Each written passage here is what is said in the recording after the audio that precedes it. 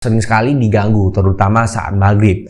Apalagi saat dia sedang sholat, teman-teman ya, saat sedang rakaat terakhir itu, saat dia sedang rukuk nih, dengan posisi rukuk itu, dia melihat sesosok wanita dengan senyum yang lebar hingga ke telinga nih teman-teman. Wih, rasa serem ya. Dan hal mengerikan pun terjadi. Halo guys, welcome to Easy to You.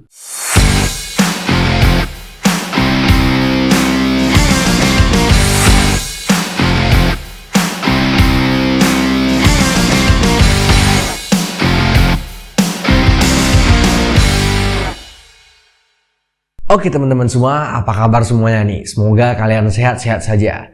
Nah, pada video kali ini kita bakalan bercerita nih tentang sebuah jalanan yang katanya itu banyak hal mistisnya dan banyak hal angkernya. Widih, udah lama nih nggak ngebahas tentang masalah hantu teman-teman. Nama jalan ini sendiri yaitu Alas Roban. Itu sebuah jalur yang berada di Batang, Jawa Tengah. Oke, langsung saja nih teman-teman. Kita bakalan membahas di balik jalur Alas Roban. Kita membahas di Batantu. Bahas-bahas tentang hantu.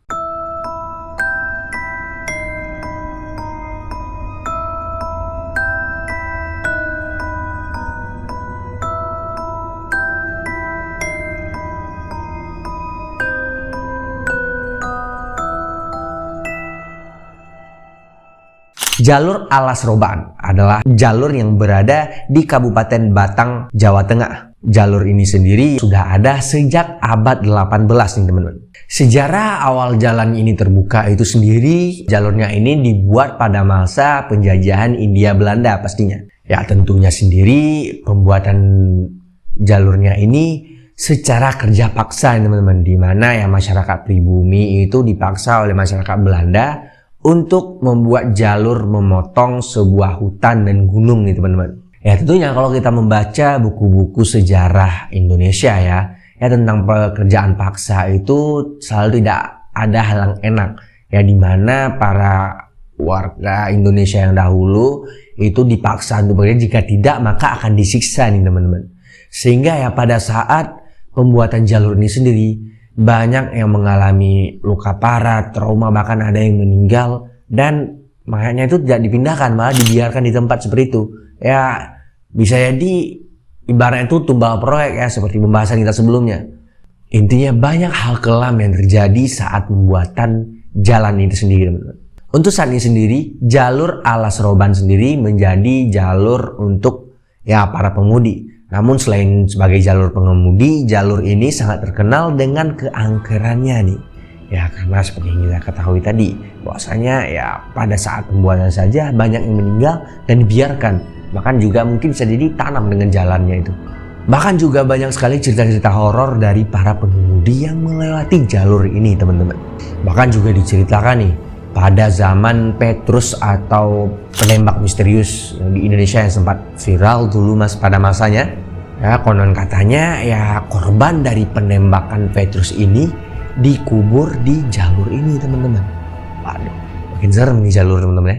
Bahkan juga pernah katanya orang-orang yang melihat langsung kejadian ya angker di daerah tersebut, lalu menceritakannya hingga menjadi cerita yang seram hingga sekarang nih. Bahkan ya bisa dikatakan dulu sempat populer ceritanya. Ya intinya para pengemudi yang melewati jalur ini selalu mengalami hal-hal horor dan berbagai ya pengalaman-pengalaman buruk seperti ya bocor ban, kecelakaan, kendaraannya mogok dan lain-lainnya. Dan hal yang paling mengganjil saat melewati jalur tersebut adalah katanya jika kita mengalami ya sebuah kecelakaan seperti mogok di sana, pasti kita akan melihat sebuah warung nih teman-teman. Padahal ya di jalur itu tidak ada siapapun, tidak ada ya pemukiman warga, itu sangat jauh teman-teman. Bahkan ya tidak mungkinlah ada sebuah warung berada di sana. Ya secara kalaupun penjual di hutan itu pastinya ada sebuah kedai cuma penjual buah-buahan gitu teman-teman, seperti penjual-jual durian atau buah-buahan lain teman-teman. Namun kan aneh jika ada warung warung nasi gitu teman-teman, yang berada di setengah hutan di jalur Alas Roban ini. Bahkan juga dari kesaksian warga yang tak jauh dari jalur ini, warga setempat, hal yang paling sering terjadi pada jalur ini yaitu kecelakaan nih teman. Ya entah apa sih, pasti penyebabnya itu ya aneh-aneh lah, intinya yang tidak masuk akal. Bahkan juga ada salah satu cerita lagi nih dari seorang narasumber yang pernah melewati jalur ini. Dia bercerita pada saat itu dia sedang mengadakan perjalanan pulang ke kampung halamannya. Perjalanan tersebut dari Jakarta menuju ke Jepara, teman-teman. Ya, dia pulang dengan menggunakan bis. Ya, sebelum perjalanan bisnya ini sempat transit nih di sebuah pasar, yaitu di daerah Pasar Jumat. Ya, pada saat perjalanan si narasumber sudah mulai curiga nih, karena ya dalam bis itu penumpangnya itu hanya 6 orang nih teman-teman. Dan bahkan ya dengan kesepiannya cuma 6 orang itu, dengan bis yang lumayan sedikit besar, ya mereka sering sekali diganggu, terutama saat maghrib. Apalagi saat dia sedang sholat teman-teman ya, saat sedang rakaat terakhir itu, saat dia sedang rukuk nih. Nah, dengan posisi rukuk itu, dia melihat sesosok wanita dengan senyum yang lebar hingga ke telinga nih teman-teman. Wih, ternyata serem ya.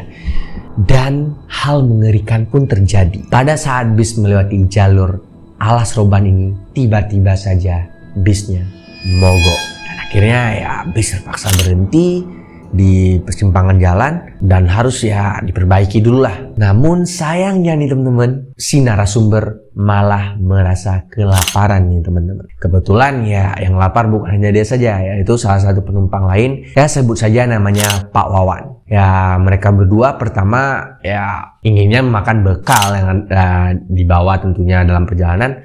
Namun sepertinya bekalnya itu entah mungkin basi ataupun kurang memadai lah. Hingga tiba-tiba tanpa sengaja mereka berdua malah melihat sebuah warung nih teman-teman. Ciri-ciri warung tersebut menggunakan lampu jadul yang hanya 5 watt, lampu ayam itu teman-teman ya. Dan terlihat seperti warung biasa ya, warteg gitu lah teman-teman. Ya suasana warung itu rada sepi, namun tiba-tiba ada suara orang yang sedang mencuci piring. Ya mungkin mereka positive thinking nih. Oh ternyata berarti ada orang nih di warung, kirain tutup tadi. Akhirnya mereka memasuki warung tersebut dan melihat seorang ibu-ibu yang sedang ya memberes-bereskan warungnya lah, sedang mengelap meja gitu. Selain itu juga di samping ibu-ibu itu ada seorang pemuda nih.